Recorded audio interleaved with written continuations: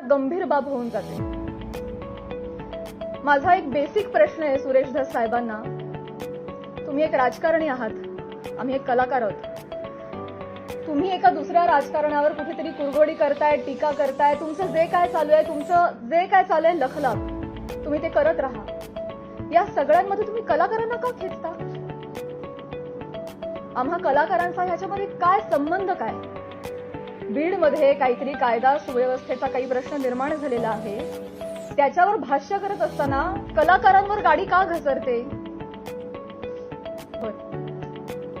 ते event management विषयी काहीतरी सांगत होते की यांच्याकडून शिकावं इव्हेंट मॅनेजमेंट.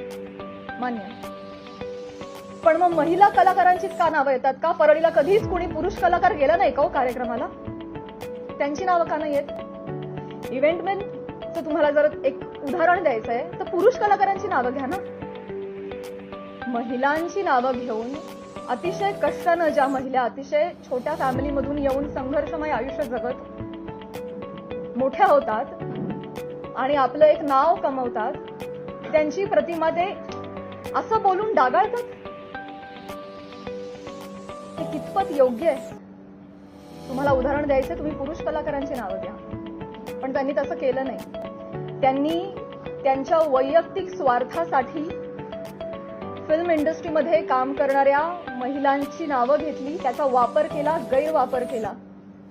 त्यांनी स्वतःचा टीआरपी वाढवण्यासाठी महिलांची नावं घेतली, अतिशय कुत्सितपणे टिप्पणी केली, अतिशय कुत्सितपणे. एक कलाकार म्हणून वेगवेगळ्या शहरांमध्ये जाणं, प्रेक्षकांचं मनोरंजन करणं हे कलाकारांचं काम आहे. आणि फक्त परळी नाही, महाराष्ट्राच्या कानाकोपऱ्यात जाऊन मी याही आधी कार्यक्रम केलेले आणि यापुढेही करत राहणार. आणि सगळेच कलाकार करतात.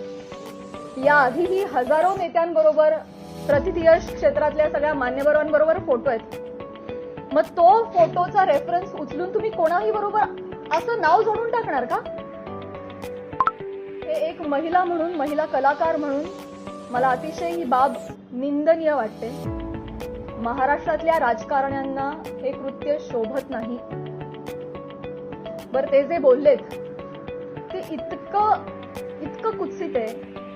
अच्छा, त्या पण येतात का परळीला? अच्छा. कोणाला जर नवा चित्रपट वगैरे करायचा असेल तर परळी पॅटर्न अवलंबावा. त्यांचा जे काय जवळचा पत्ता वगैरे काय म्हणायचंय काय तुम्हाला? तुम्ही फक्त महिला कलाकारांच्या चारित्र्यावर शिंतोडे नाही उडवत आहात, महिलांच्या कर्तृत्वावर सुद्धा तुम्ही प्रश्नचिन्ह उपस्थित करताय. का?